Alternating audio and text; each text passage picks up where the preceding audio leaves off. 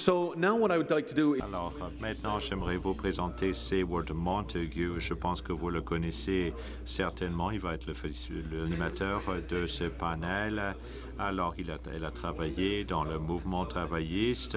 Ensuite, elle a travaillé comme expert conseil. Et ensuite, elle a travaillé dans le domaine du secteur à but non lucratif en 2011 et s'est joint à l'équipe de la NRF et elle est maintenant directrice de la défense des droits, un poste qu'elle occupe depuis 2016. Bienvenue.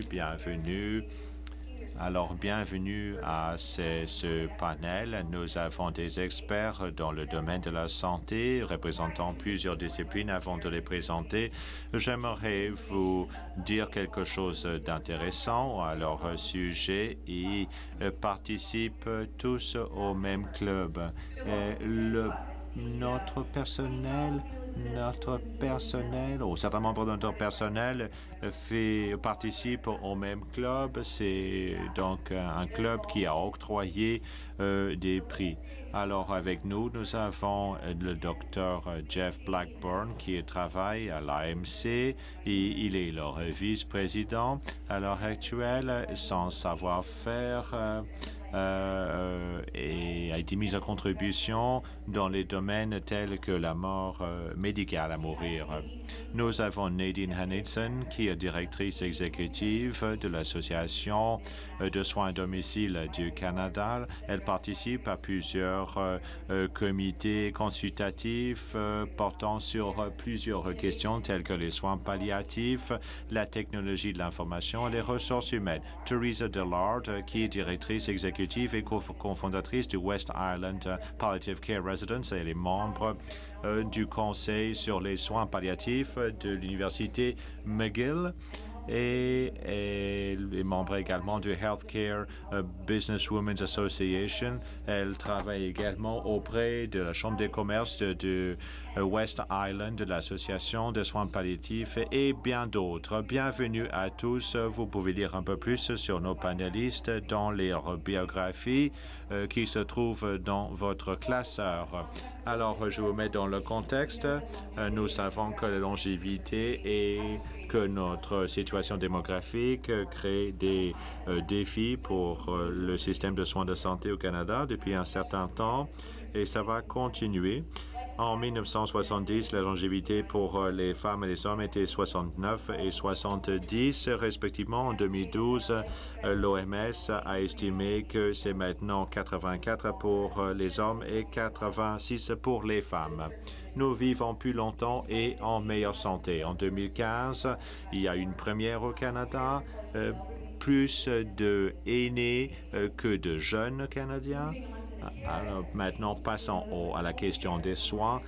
Grâce aux soins à domicile, eh bien, ça peut mener à des économies dans les milliards de dollars. On sait qu'il y a des lacunes de par le pays. Au Nouveau-Brunswick, par exemple, on doit vendre sa maison pour avoir accès à des soins de longue durée. Le nombre de lits de soins de longue durée sont en baisse. Il y a une pénurie de lits dans les hôpitaux également. On a vu une transformation des soins de santé depuis quelques années maintenant. Ça va avoir une incidence sur nous. Il y a également la question de l'aide médicale à mourir et quel est le lien entre cela et les soins positifs. Les soins de santé ne sont pas dispensés en silo. Il y a des transitions qui sont... Normalement, les transitions ne se font pas sans heures. Alors, naviguer d'une étape à une autre est vraiment toute une tâche. Les soins de santé sans heures sont très importants pour les aînés et leurs familles pour assurer leur confort et les résultats positifs en matière de santé. Eh bien, nous savons qu'on va avoir de plus en plus besoin de ce genre de soins. On va commencer avec les questions et peut-être vous allez nous présenter des solutions. Si on a assez de temps, alors on va vous permettre de poser vos questions, mais je vais contrôler le temps de parole. Malheureusement, premièrement, je voulais commencer avec Nadine et les autres peuvent intervenir également. On aimerait avoir une conversation avec vous aujourd'hui. On sait qu'il y a des problèmes d'accès, le nombre de lits qui sont disponibles dans un établissement et les temps d'attente sont problématiques. Est-ce que les aînés canadiens ont accès aux bons soins au bon moment à l'heure actuelle? Microphone. L'interprète regrette, mais son microphone, il ne peut pas interpréter.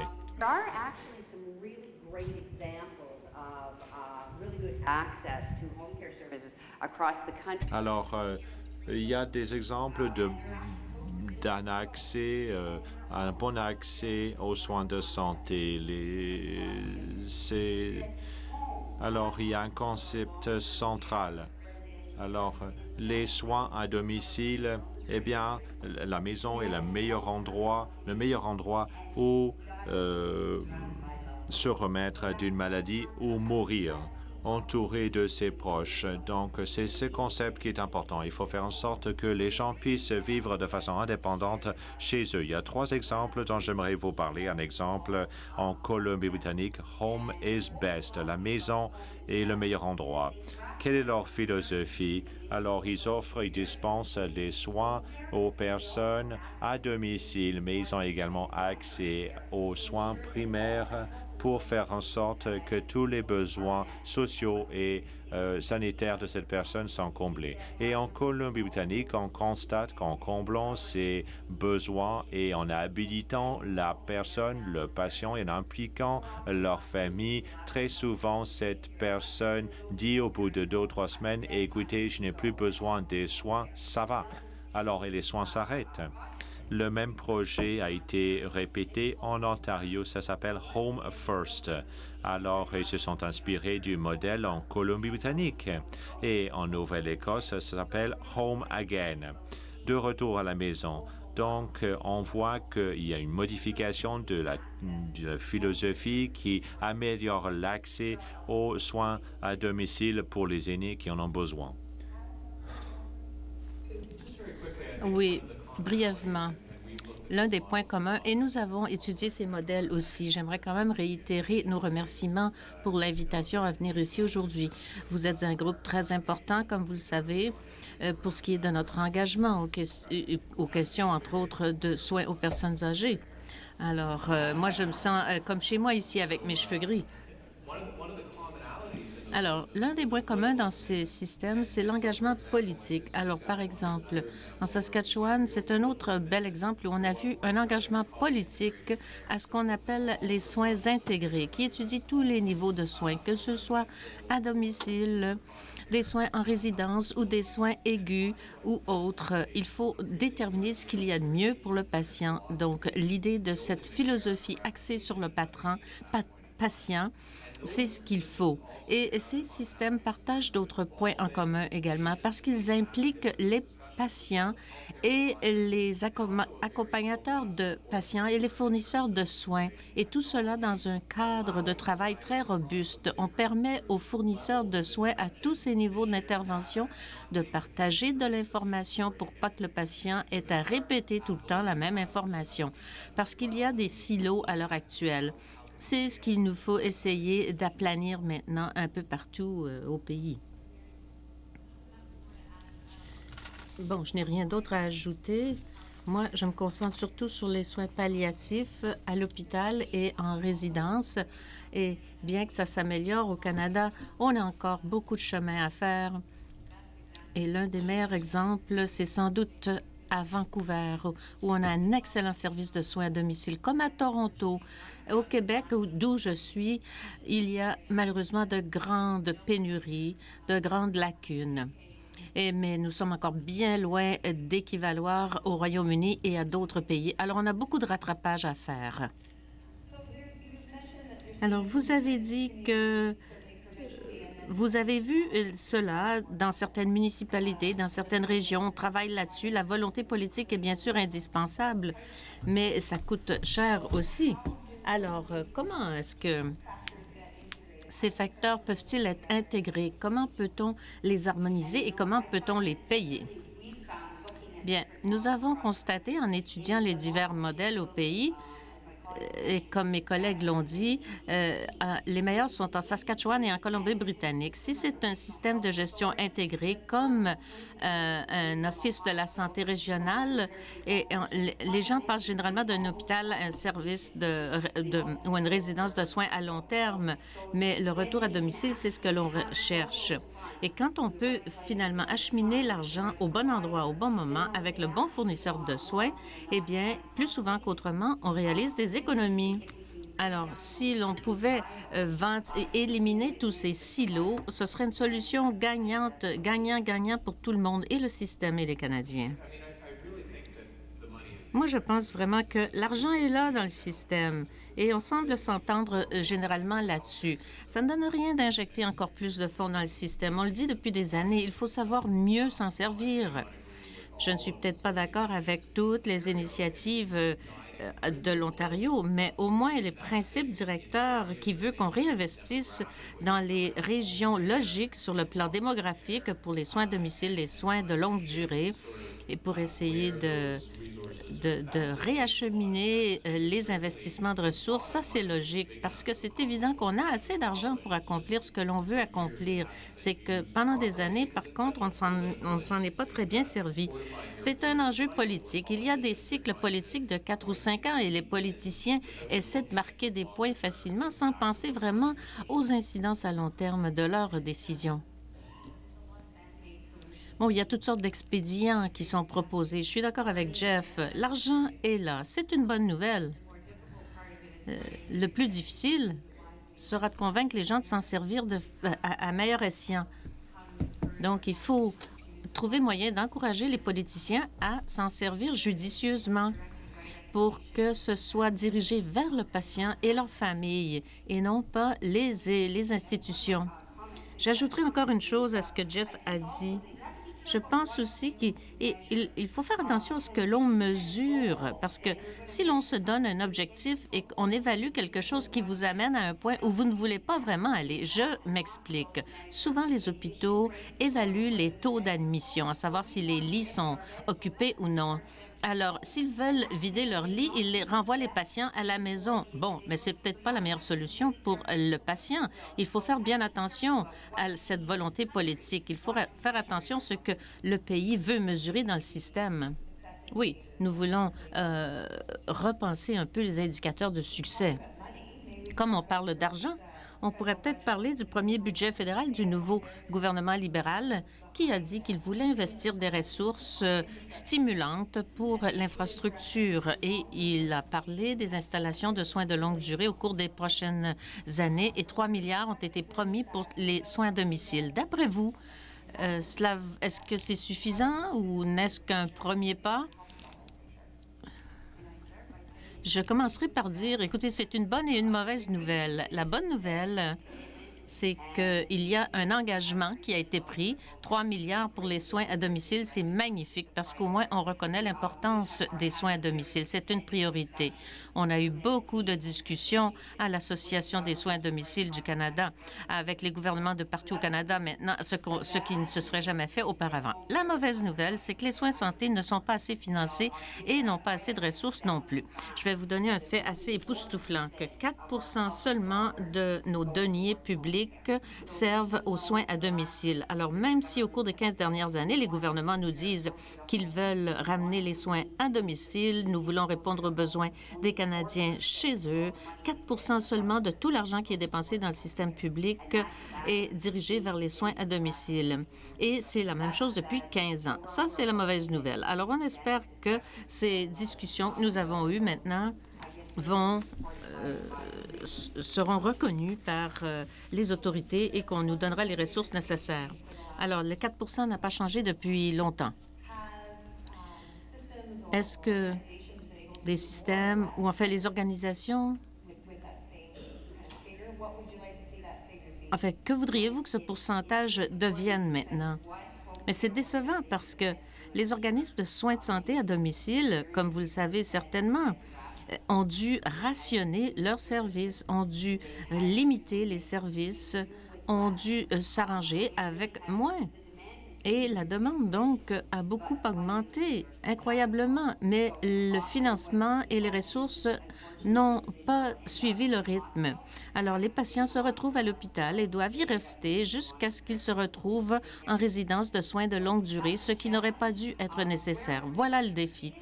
Que voudrait-on voir maintenant? Eh bien, je pense qu'on voudrait avoir plus d'argent. Peut-être que serait-ce une solution de 7 Je ne sais pas. Mais une chose est certaine, c'est que 4 ça ne suffit pas.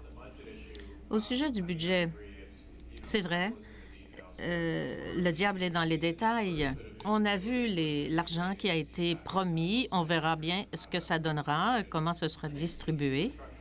La question d'infrastructure est par contre très importante. De toute évidence, il y a eu un boom démographique. Les statistiques sont claires là-dessus. La génération des baby boomers arrive et requerra bien des services différents de ceux de la génération d'après.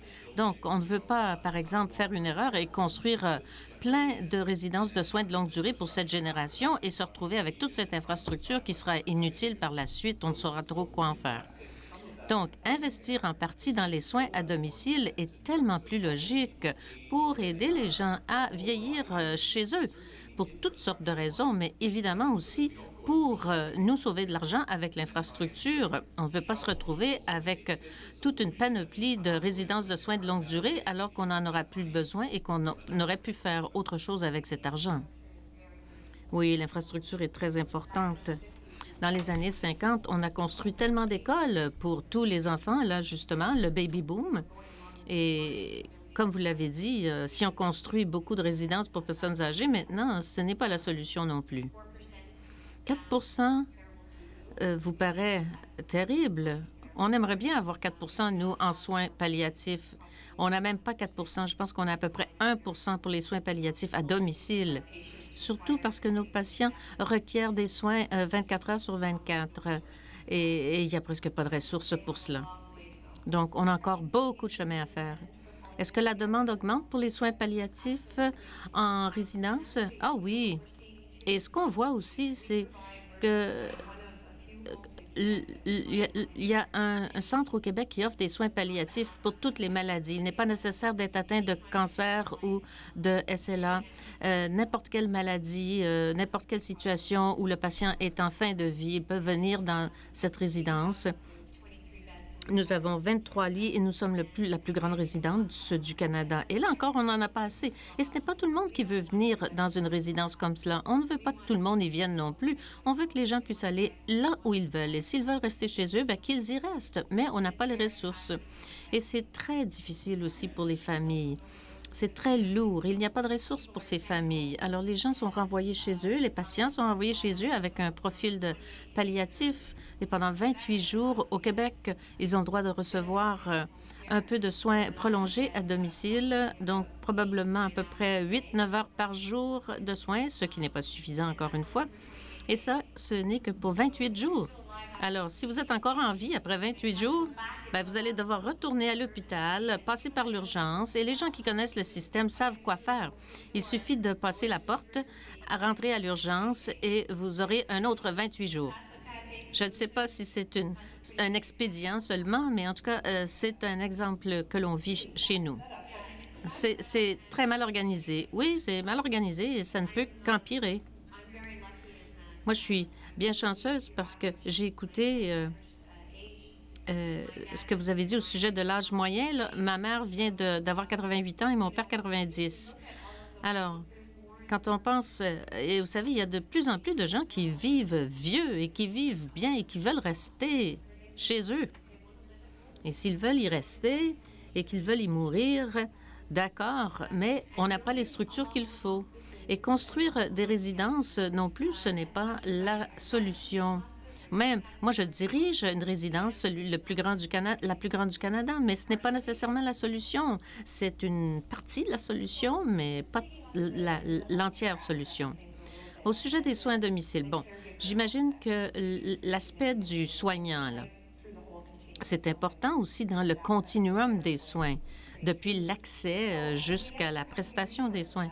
Avons-nous assez de ressources au Canada pour le personnel soignant, pour les gens qui accompagnent ces patients, que ce soit des malades ou des personnes âgées? Est-ce qu'on a pensé à ces soignants? Est-ce qu'on commence à y penser? Est-ce qu'on commence à penser à investir des ressources dans l'infrastructure dont ils ont besoin? Nous venons de faire une analyse conjoncturelle sur les soins palliatifs au Canada. Et l'une des choses, le dénominateur commun finalement partout au Canada, et c'est intéressant, j'aimerais bien prendre un petit sondage ici, peut-être qu'on n'aura pas le temps, c'est que le personnel soignant ou les soignants partout au Canada sont très heureux et apprécient le petit soutien qu'ils obtiennent ici et là. Mais on se demande comment est-ce que je peux retourner mon être cher dans le milieu de la nuit? Comment est-ce que je peux changer son lit quand il le faut? Ils demandent de l'aide bien concrète, des ressources bien concrètes. Vous avez parlé d'une trousse à outils. C'est ce qu'ils veulent. Comment puis-je aider à prendre soin d'une personne chez moi? Et c'est cela que nous n'avons pas encore, un bon cadre pour les soins palliatifs à domicile. Et c'est ce qu'il nous faut.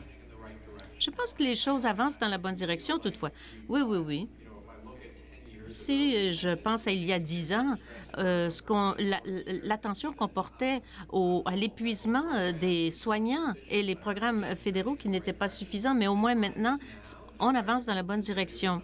C'est le moment de penser à ces initiatives parce qu'on prête de l'attention maintenant au fardeau et à la partie non officielle de notre système de santé sur lequel dépendent les gens qui sont encore chez eux, mais qui sont encore aussi à l'hôpital. On se fie beaucoup aux soignants pour prêter main forte au personnel médical qui sont déjà surchargés. Alors, nous avons vu quand même un meilleur engagement du gouvernement à fournir des fonds. Ce n'est pas suffisant, mais nous allons dans la bonne direction et espérons qu'on verra d'autres améliorations sous peu. Moi, je dirais que la génération a changé la façon dont on arrive dans le monde aussi avec des salles de naissance et on peut changer les choses sur la façon dont on quitte ce monde aussi. Parce qu'il y a des droits en fin de vie et des droits quand on est malade aussi pour une personne âgée qui a besoin de soins. Alors, il faut qu'on se fasse les porte-paroles des gens qui n'ont pas de voix. Et ça, c'est le meilleur endroit où commencer. Et j'ajouterais que moi, j'ai déjà été président de CARES Canada, qui est une organisation nationale de fournisseurs de soins et de groupes de soutien aux fournisseurs de soins. Et on est allé voir les soignants qui sont très variés. On a parlé à plusieurs d'entre eux. Et ce qui était intéressant, c'est qu'ils avaient tous des besoins similaires, comme ma collègue l'a dit. Tout d'abord, il nous faut nous protéger leur santé et leur bien-être à ces gens-là, parce que les soignants ne peuvent pas tomber malades parce qu'ils s'occupent des autres. Le défi est bien là, parce que les programmes relèvent de la province ou de la localité. Ça s'appelle des services de répit. Il y en a parfois qui sont disponibles, mais pas toujours. Un autre défi pour les fournisseurs de soins ou les soignants, c'est le fardeau financier. Bien souvent, il y a beaucoup de frais imprévus pour ces soignants. Alors, est-ce que c'est le stationnement dans les hôpitaux ou l'achat d'équipements pour la maison pour garder vos êtres chers chez vous? Eh bien non, ils ne doivent pas encourir des dépenses ou des difficultés financières simplement parce qu'ils sont préoccupés du bien-être d'autrui. Je sais qu'il y a des programmes du gouvernement fédéral, mais en Nouvelle-Écosse et au Manitoba aussi, on donne des allocations aux soignants et ça fonctionne très bien. On a parlé des besoins des soignants, des besoins en accès à l'information. On sait qu'ils ont besoin de l'information et ce n'est jamais entre 9 et 5, c'est toujours à minuit. Alors, comment s'assurer que les soignants peuvent avoir accès à l'information dont ils ont besoin? Et le dernier point, ça c'est intéressant, ça a été identifié par les soignants, c'est qu'ils ont besoin d'employeurs qui comprennent leur situation. Alors, pour les jeunes soignants, ils ont besoin d'un environnement qui comprenne leur situation. Parce que si vous n'avez jamais été soignant, vous le deviendrez. Parfois, il faut accorder 1 heure pour amener quelqu'un à l'hôpital ou un rendez-vous chez le médecin. Parfois, des choses arrivent. Il faut simplement se tenir il faut être prêt à intervenir. Donc, on a besoin d'employeurs qui reconnaissent cela et reconnaissent l'importance du rôle des soignants. Ce sont les 4 piliers que nous allons présenter dans le cadre de nos besoins. Bon, pour changer de vitesse un peu, on a pas mal traité tous les aspects, mais j'aimerais qu'on approfondisse un peu la question de l'aide médicale à mourir. À Ottawa, hier, le Sénat a renvoyé le projet de loi modifié à la Chambre des communes. La ministre de la Justice a dit que le gouvernement n'allait pas l'accepter. Alors, qui sait ce qui arrivera au cours des prochains jours? Mais il y en a qui ont dit qu'il ne devrait pas être nécessaire d'avoir recours à l'aide médicale à mourir ni d'avoir ces dispositions si on avait de bons soins palliatifs. Alors, j'aimerais demander au Dr Blackmore et à Teresa et à Nadine ce qu'ils en pensent. Alors, est-ce que les deux choses s'excluent l'une l'autre ou peuvent-elles s'harmoniser et s'intégrer? Eh bien oui, ça a été vraiment une discussion fascinante au niveau national. Et l'important ici, c'est que cela nous a forcés à parler franchement de l'aide à mourir. Et je dis souvent, parce que cela fait partie de mon travail à l'heure actuelle, je sais qu'il est ignoré que je passe 99 du temps à parler d'une intervention et que 1 à 3 des Canadiens vont utiliser et que le reste du temps, à peu près 1 je parle de l'aide médicale à mourir ou des soins palliatifs. Alors, et tout le monde veut y avoir recours.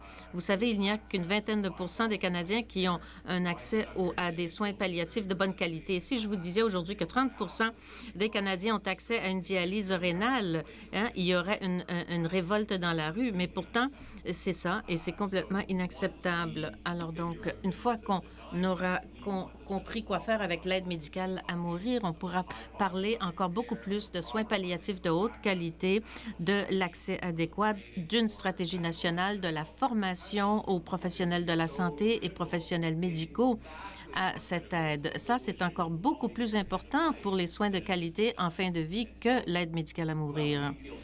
Alors, même si nous sommes persuadés qu'il nous faut arriver à bien maîtriser la question, on a donné notre opinion clairement quant à l'approche que l'on chérissait pour l'aide médicale à mourir. Nous allons suivre le débat de très près aujourd'hui et nous soutenons encore qu'il faudra plutôt porter notre attention sur l'accès aux soins palliatifs éventuellement. Très bien dit. Alors, pour réitérer ce que Jeff a dit, nous sommes convaincus que c'est ce qui nous a donné une tribune où prendre la parole. Si j'avais parlé de soins palliatifs à quelqu'un il y a 5 ans, la personne se serait partie. Au Québec, une loi a été adoptée le 10 décembre dernier à minuit et le 11 décembre, les gens ont commencé à faire leurs demandes. Et la plupart des demandes d'aide et l'aide à mourir a été accordée dans la région de Québec et les environs. On en a une nous-mêmes et en fait, ça va se passer aujourd'hui. Alors, j'étais déchirée de venir ici aujourd'hui parce que mon personnel a besoin de beaucoup de soutien. On n'ouvre pas ce service dans les résidences. Donc, si une personne décide d'obtenir cette aide médicale à mourir, elle doit être transférée simplement parce que ce n'est pas notre spécialité. Nous traitons avec des gens qui sont à l'aube de la mort, mais nous ne traitons pas vraiment de suicide. Alors, nous traitons, avec les causes naturelles de la mort. Les soins palliatifs sont naturels. Donc, cela nous a donné une tribune où nous exprimer. Et, comme Jeff l'a dit, quand les gens demandent ce que j'appuie, moi, ce que je préconise, eh bien, je dis tout le temps, à toute chose égale, si 100 des Canadiens avaient accès aux soins palliatifs et 100 des gens avaient déjà accès à l'aide médicale à mourir, eh bien, à eux de décider. Mais maintenant, on ne peut pas décider, on ne peut pas choisir parce qu'au moins 70 des Canadiens n'ont pas accès aux soins palliatifs. Alors, comment peuvent-ils choisir? Hein? C'est impossible. Et donc, il nous faut égaliser le terrain pour tout le monde. Il faut qu'on ait un cadre de soins palliatifs à l'échelle nationale. Il faut que cela se fasse à l'échelle nationale. Il nous faut éduquer, sensibiliser les gens face aux établissements de soins de longue durée. Il nous faut viser l'excellence dans les soins palliatifs. Le fait que les gens disent qu'ils font des soins palliatifs ne veut pas dire nécessairement qu'ils le font bien. Nous voulons donc avoir un cadre et un programme d'agrément ou d'accréditation pour les soins palliatifs. Et nous sommes prêts à aider le gouvernement pour y arriver parce que c'est essentiel. Il nous faut donner les outils aux gens nécessaires. Et je dois dire que j'ai eu l'occasion d'écouter la présentation avant le présent panel sur le travail de représentation que vous faites. Alors, vous faites également beaucoup de représentation. Écrivez ces 3 mots parce que nous allons vous lancer un défi pour inclure cela dans votre trousse à outils. C'est les soins palliatifs en premier et tout ce que ça représente. Alors, quand on a les soins palliatifs, on peut prendre une décision.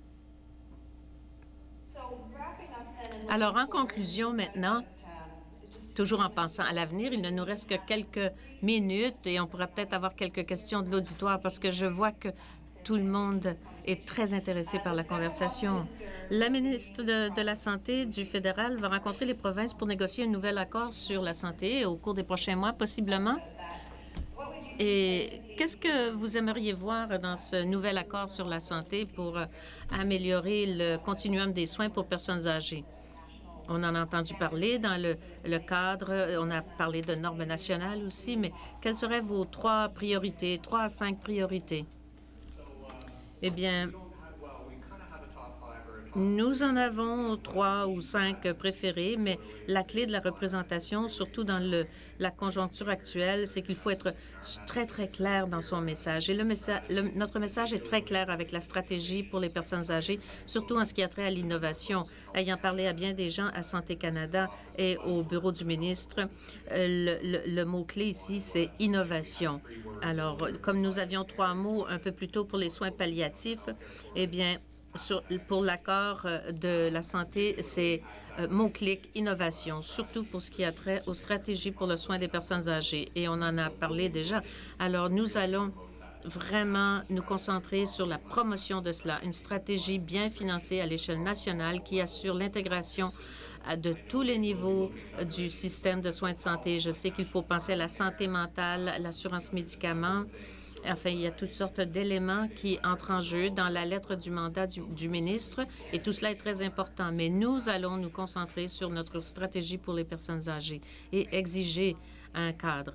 Et nous, ce serait un cadre pour les soins palliatifs et l'accès aux soins palliatifs partout au pays. Accès, accès, accès.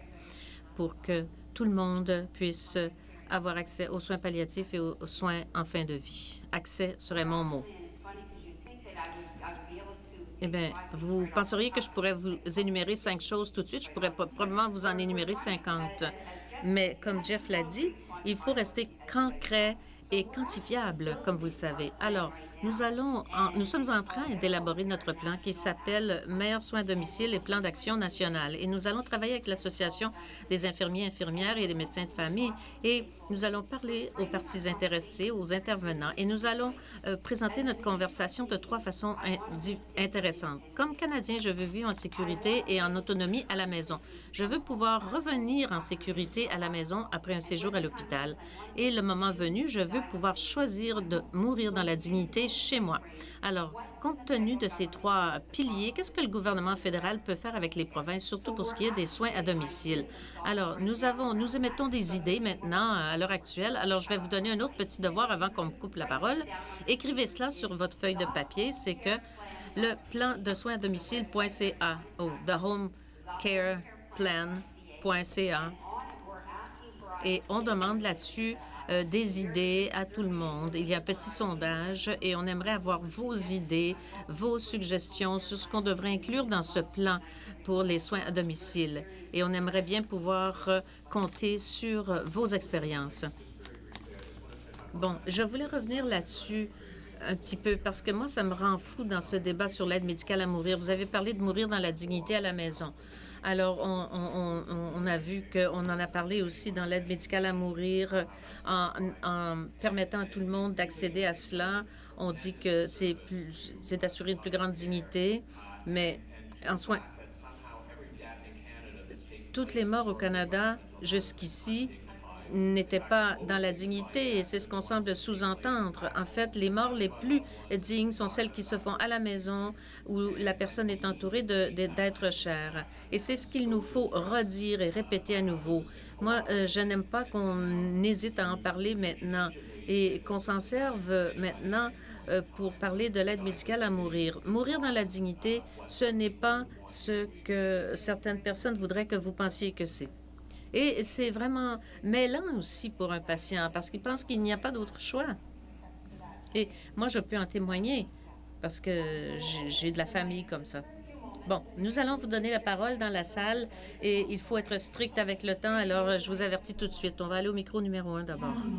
Cathy Line, section de Regina. Je voulais savoir si l'on fait quelque chose pour intégrer les soins à domicile dans la loi sur la santé au Canada. Je sais qu'on en a déjà parlé, mais je me demandais ce que vous en pensiez.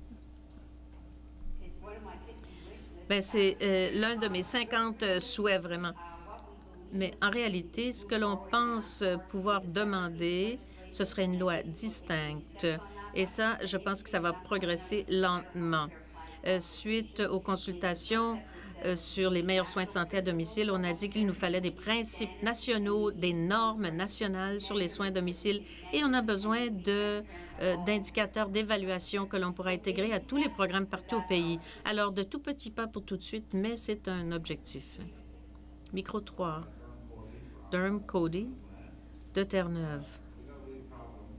Je pense qu'on a un problème à Terre-Neuve. Justement, c'est le déficit. On n'a plus un sou. On a un déficit de 9 milliards. On vient de réduire les soins à domicile qui étaient de 5 heures à 2 heures maximum par semaine et parfois ce n'est qu'1 heure par semaine. Alors, merci de votre aide à ce chapitre. Mais quand on transfère de l'argent à une province, comment peut-on s'assurer que cet argent va aux soins de santé? Parce que l'argent de transfert à Terre-Neuve là, est allé partout, sauf dans les soins de santé. Ça, c'est un problème, parce que s'il y a de l'argent transféré du gouvernement fédéral, on devrait avoir une garantie que ça sera dépensé en soins de santé et pas ailleurs. Bon, voilà ce que j'avais à dire là-dessus. Bon point.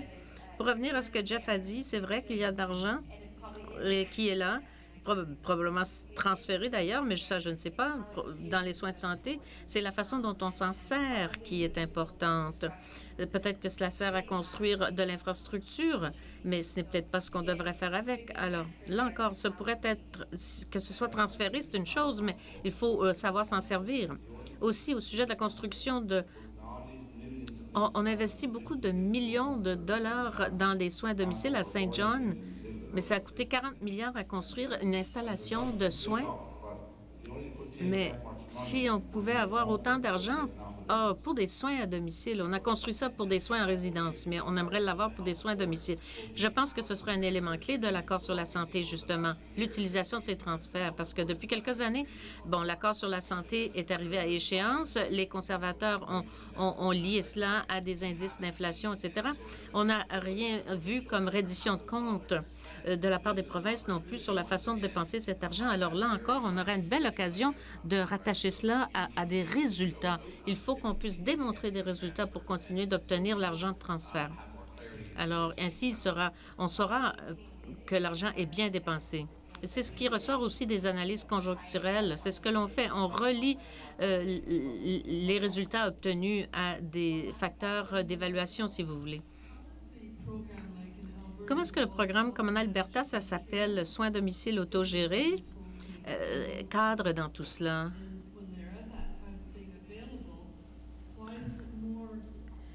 Je me demandais pourquoi est-ce qu'on n'en parle pas plus au public. Je vais vous raconter quelque chose. On a demandé l'accès pour ma mère. On ne l'a eu que pour 1 an. Mais on aurait pu l'avoir pour 4 ans si j'avais su. J'ai parlé des soins à domicile, etc., mais on ne m'en a jamais parlé jusqu'à ce que je pose la question à savoir s'il y avait un tel service de disponible, et on m'a dit que oui. Alors, pourquoi ne disent-ils pas que ça existe aux gens? Et comment peut-on intégrer cela? On ne pourrait pas payer un membre on peut pas payer un membre de la famille pour donner des soins, mais vous pouvez gérer vos propres soins de santé. Alors, nous avions quelqu'un qui vivait avec nous qu'on payait pour prendre soin de l'être cher, mais comment est-ce qu'on pourrait intégrer cela? Est-ce que ça existe ailleurs ou est-ce seulement en Alberta que ça existe? J'ai de bonnes nouvelles pour vous. En fait, c'est disponible dans la plupart des provinces et je dois dire que ça a commencé avec la population des jeunes handicapés parce ils se sont dit, même si je suis dans un fauteuil roulant, je veux être capable de gérer mes propres soins. Alors, c'est arrivé comme financement en services sociaux, mais les ministères un peu partout au pays étudient cela de très près. Et nous avons un groupe de Saskatchewan, je pense que je les ai vus ici, qui a un programme de soins autogérés très solide. L'Alberta en a un, ils n'en parlent pas trop non plus, alors je vais parler à mes collègues en Alberta pour leur demander ce qu'ils font. Mais il y a définitivement des programmes de soins autogérés qui existent. Et je dois dire que dans le plan d'action, on en parle souvent aussi. Alors, ne vous étonnez pas si vous ne le voyez pas dans le plan d'action clairement. Il faut qu'on fasse preuve de confiance et que l'on ait la foi dans les gens. Il faut qu'on puisse leur donner la possibilité de pouvoir gérer leur argent. Oui, moi, ça a permis à ma mère de mourir à la maison avec une personne soignante qu'elle a eue pendant longtemps et les membres de la famille, et donc de mourir dans la dignité, dans son environnement, grâce à ce programme de soins autogéré. Donc, la personne soignante n'est pas toujours là, mais ainsi, on peut intervenir aussi, mais il faut que ce soit beaucoup plus visible, parce qu'on a même essayé de me décourager d'y avoir accès. Oui, vous soulevez un bon point. Bien souvent, il faut aller chercher des ressources qui existent peut-être, mais qu'on n'annonce certainement pas, qu'on n'essaye pas d'annoncer non plus. Alors, quand on est au beau milieu de prendre soin d'une personne ou d'être malade, il faut aller en plus faire de la recherche comme cela pour trouver les services dont on a besoin, que ce soit des soins à domicile ou des soins palliatifs. Et c'est pour ça qu'on continue de demander à tout le monde de se faire des porte-paroles pour les gens qui ne peuvent plus, qui n'ont plus de voix. Quand une personne aborde le système de santé pour obtenir de l'aide, toutes ces options devraient être offertes. Oui. Eh bien, maintenant, vous pouvez vous faire une ambassadrice de ce programme. Et comment? Alors, on a des représentants, des ambassadeurs, et on a tous des devoirs à faire maintenant grâce à nos panélistes. Je pense qu'on conviendra tous et toutes que nous avons eu un panel hautement intéressant qui nous ont présenté bien des perspectives à explorer. On n'a pas parlé des communautés conviviales aux personnes âgées, le continuum de services pour les personnes âgées, mais je sais que il y a encore de grands besoins de changement. On va se concentrer sur l'accord sur la santé maintenant. Ce sera bien de se revoir à l'avenir. J'espère qu'on le pourra, pour voir comment on a évolué, comment les choses ont changé. Alors, je remercie chacun des panélistes de leur temps ici aussi. Teresa, particulièrement, vu que votre équipe a un dossier très difficile à régler aujourd'hui. Oui, merci à tous d'avoir participé. Yes. Thanks very much. Thank you. Thank you. Is this a membership? Est-ce une adhésion?